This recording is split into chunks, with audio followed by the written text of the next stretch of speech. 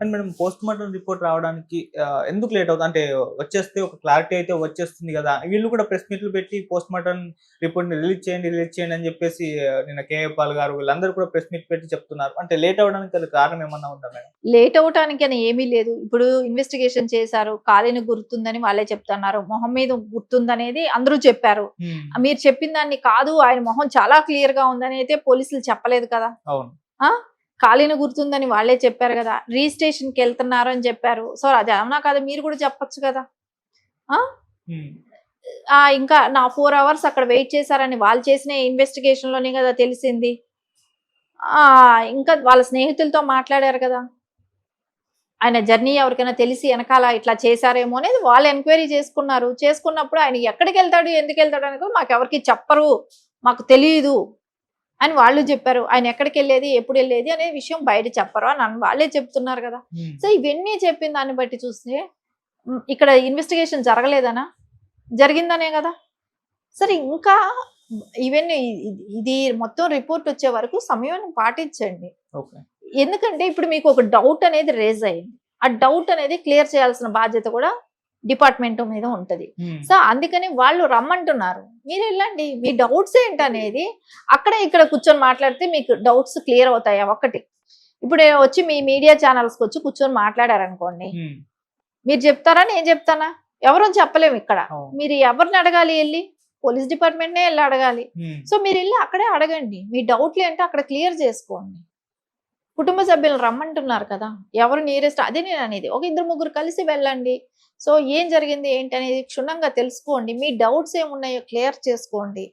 అంతేగాని ఇది ఒక ఇంటి బాధని అందరికీ, అందరికీ అంటగట్టి వాళ్ళేం ఫీల్ అవ్వట్లేదిక్కడ. వాళ్ళు వాళ్ళ పబ్బం గడుపుకోవటానికి. వాళ్ళు వాళ్ళని రెచ్చగొట్టితే ప్రజల్ని నేను మా చర్చి నుంచి ఇంతమంది జనాన్ని తీసుకొస్తానని ఇంతమంది నా ఎనకాలున్నారు.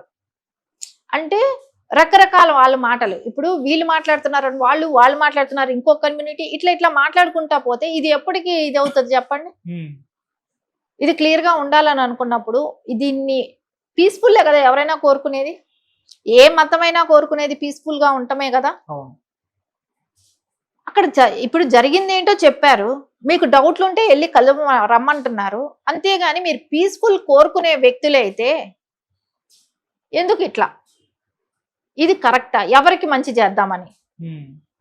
మీరు నిజంగా ప్రవీణ్ గారికి మంచి చేద్దాం అనుకున్న వాళ్ళైతే మీరు ఎళ్లి ఎంక్వైరీ చేసిన వాళ్ళని ఎళ్లి అడగండి మీ డౌట్‌లు. అంతేగాని ఎవరెవరో వచ్చేసి దాన్ని నోటికొచ్చినట్టు మాట్లాడటం, నోటికొచ్చినట్టు ఇచ్చేయటం, ఇంకొకళ్ళు అంటే కొన్ని కొన్ని చూస్తున్నాం కూడా కదా! ఎవరి ముందు తీసుకెళ్ళి మైక్ పెట్టినా ఏదో ఒకటి రెచ్చగొట్టే మాటలు మాట్లాడుతున్నారు. హ్మ్. సో, దాని మూలాన ఎవరికి? ఆడు మాట్లాడే వాడికి ఏమవ్వదు. ఇంకొకళ్ళకి ఎవరికో అవుతాయి. ఇవి అవసరమా? ఏ మతమైనా కోరుకునేది పీస్ ఒకటి. ఆ పీస్ అనేది లేకుండా చేస్తున్నారు ఇలాంటి వాళ్ళు. ఇది కరెక్ట్ కాదు. మీరు మీ సిద్ధాంతం నమ్మి మీరు మాట్లాడుతున్నారో, సో, ఆ సిద్ధాంతంలో లేదా? ప్రజల్ని ప్రశాంతంగా ఉంచాలనో, అలాంటిది ఏ మతమైనా కోరుకునేది అదే గదా! హ్మ్. సో, మీరు ఖచ్చితంగా ప్రశాంతంగా ఉండండి. ప్రజల్ని ప్రశాంతంగా ఉండనివ్వండి. లేనిపోని అలిగేషన్స్ లేనిపోని అలిగేషన్స్ ప్రజల మీదకి నెట్టకండి. ఓకే. సో, వాళ్ళలో కన్‌ఫ్యూజ్ క్రియేట్ చేయకండి. వాళ్ళకున్న క్లారిటీ వాళ్ళకుంటది. సో, మీరు పబ్బం గడుపుకోవటం కోసం సో, ప్రజలని కన్‌ఫ్యూజ్ క్రియేట్ చేయకండి. మీకేమైనా డౌట్‌లు ఉంటే వెళ్లి డిపార్ట్‌మెంట్‌ని అడగండి. మేడం అవసరమైతే మేము రీపోస్ట్ మార్టం చేయించుకుంటాం తెలంగాణలో. ఆల్రెడీ నేను కాంగ్రెస్ రాహుల్ గాంధీ గారికి కూడా లెటర్ రాసానని చెప్పేసి ఎక్స్ మినిస్టర్ ఎక్స్ ఎంపీ ఆయన హరీష్ కుమార్ గారైతే చెప్తున్నారు మేడం. మరి రీపోస్ట్ మార్టం ఎందుకు చేయించుకోవద్దు? అంటే కూటమి గవర్నమెంట్ మీద ఏమన్నా నమ్మకం లేదా? మరి ఏ విధంగా చూస్తారు మేడం ఆయన కామెంట్స్‌ని? ఎప్పుడైనా గూడా ఎక్కడైనా ఒక స్టేట్‌లో ఒక ఇష్యూ జరిగిందనంటే స్టేట్ గవర్నమెంట్ మీద నమ్మకం లేకపోతే సెంట్రల్ గవర్నమెంట్ చూస్తది. హ్మ్. కేంద్ర ప్రభుత్వానికి అప్పజెప్తారు ఆ కేసుని. హ్మ్. అంతేగాని ఇది పక్క స్టేట్‌కి అప్పజెప్పటం ఏంటి? కొత్తగా లేదా? ఇది కొత్తగా ఉంది. హ్మ్. రాహుల్ గాంధీ గారికి ఏం సంబంధం? తెలంగాణలో కాంగ్రెస్ గవర్నమెంట్ ఉంది. తెలంగాణలో కాంగ్రెస్ ఉంటే తెలంగాణలో కాంగ్రెస్ ఉంటే తెలంగాణకి ఇప్పుడు జరిగిన ఇన్సిడెంట్ అక్కడ. హ్మ్. సో, తెలంగాణలో ఇష్యూలే చాలా ఉన్నాయి. అదే సరిగ్గా చేయకపోతే కేంద్రానికి వెళ్తుందా లేదా? హ్మ్. ఇప్పుడు తెలంగాణలో ఏదైనా జరిగిందని ఆంధ్ర గవర్నమెంట్ ఎంటర్ అవ్వమనంటే అవుతదా? ఒప్పుకుంటారా? ఒప్పుకోరు గదా! హ్మ్. ఏ రాష్ట్రం ఉంది ఆ రాష్ట్రానికే హద్దులు, పరిమితులు కొన్ని ఉంటాయి. హర్షవర్ధన్ గారు లాంటి పొలిటీషియన్ కూడా అలా మాట్లాడడం అనేది చూస్తే ఆశ్చర్యంగా ఉంది. ఎందుకంటే అంత సీనియర్ పొలిటీషియన్ గా ఉన్న వ్యక్తి అలా మాట్లాడితే ఇప్పుడు రాహుల్ గాంధీ గారికి ఏం సంబంధం? ఆయన వచ్చి అక్కడది ఇక్కడ నేను వచ్చి తెలంగాణలో వచ్చి ఇన్వెస్టిగేషన్ చేస్తాను అనేది అది కరెక్ట్ పద్ధతి కాదు. అంత డౌట్ ఉంటే సెంట్రల్ గవర్నమెంట్ తీసుకుంటది. ఇప్పుడు మనం చాలా ఇప్పుడు వివేకానంద రెడ్డి గారి హత్యలు ఇట్లాంటి హత్యలు మనం కొన్ని చూసినప్పుడు స్టేట్ గవర్నమెంట్ మీద నమ్మకం లేదన్నప్పుడు కేంద్రానికి వెళ్తాయి, సెంట్రల్ గవర్నమెంట్ పరిధికి వెళ్ళిపోతుంది. అంతేగాని పక్క రాష్ట్రాలకు వెళ్ళిపోతాయి అని అంటే ఆంధ్ర కేసులు తమిళనాడు కర్ణాటకను తెలంగాణకు వస్తాయా, తెలంగాణ కేసులు కర్ణాటకకు మహారాష్ట్రకు వెళ్తాయా? ఆంధ్రాకు వెళ్ళవు కదా. ఏ స్టేట్ ప్రాబ్లమ్స్ ఆ స్టేటే చూసుకుంటది. అలా లేనప్పుడు కేంద్రం ఉంది కాబట్టి కేంద్రం పరిధికి వెళ్తది. అది ఆయన విజ్ఞతకే వదిలేయాలి ఆయన మాట్లాడిన మాటకి. ఓకే, మనం ఫైనల్ గా ఒక కుర్రాడు ఇట్లా మామూలుగా పబ్లిక్ లాగా తీసుకున్నారు. అతను మాట్లాడుతూ ఇదంతా కూడా మా హిందువులే చేశారు అన్నట్టుగా మాట్లాడాడు. సో ఇప్పుడు ఆ వీడియో మొత్తం కూడా వైరల్ అయిపోతుంది. చాలా క్రిస్టియన్ వాళ్ళ యూట్యూబ్ లో సోషల్ మీడియాలో పెట్టేసి ఇది వీళ్ళు అన్నట్టుగా వాళ్ళు ప్రచారం చేసుకుంటున్నారు. సో అబ్బాయి కామెంట్స్ ని ఏ విధంగా చూడొచ్చు అంటారు మేడం, మీరేం చెప్తారు? ఇప్పుడు పరిణితి చెందని వ్యక్తులు కొంతమంది ఉంటారు. ఎప్పుడు వీడియోలు ఇట్లా సోషల్ మీడియాలో కనబడిన వాళ్ళకి మైక్ దొరకంగానే నేను కాంట్రవర్షియల్ గా మాట్లాడితే నేను ఇదైపోతాను, వైరల్ అయిపోతాను అని అనుకునే వాళ్ళు ఉంటారు. సో ఆ ఉద్దేశంతో పిచ్చోడి మాటలు కూడా వాళ్ళు ట్రోల్ చేసుకుంటా మాటలు పెట్టుకున్నారు అనుకోండి, అది వాళ్ళ విజ్ఞతకు వదిలేసేయాల్సిందే, మనం ఏం చేయలేం. ఇప్పుడు ఆ పిల్ల నేను చూసాను ఆ వీడియో కూడా, అది మహా అయితే 20 ఏళ్ళు ఉంటాయేమో, 20+ లో ఉండొచ్చు. వాడికి ఆ వయసు పిల్లలకి ఎట్లా అనిపిస్తుంది? ఒక పరిణితి చెందిన వయసా?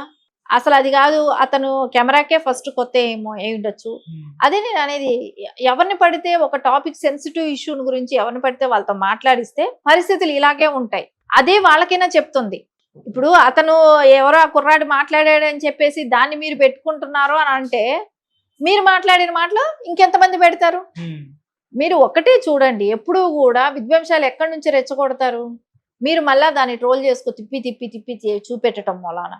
ఒకటి తప్పు చేశాడు, ఆ తప్పు చేసిన వాడు అది తప్పు వాడికి తెలియదు. ఇప్పుడు రకరకాల పిచ్చోళ్ళు ఉంటారు. వాడు ఏమైనా ఒక సొసైటీలో అతని పేరు చెప్తేనో అతను ఎవరనేది తెలిసిన వాళ్ళ మీరు చూస్తుంటారు, కొత్త ఫేస్ గానే ఉంది, అతను ఎవరని కూడా తెలియదు, ఏ కమ్యూనిటీ ఏ మతానికి సంబంధించిన వ్యక్తి అని కూడా తెలియదు.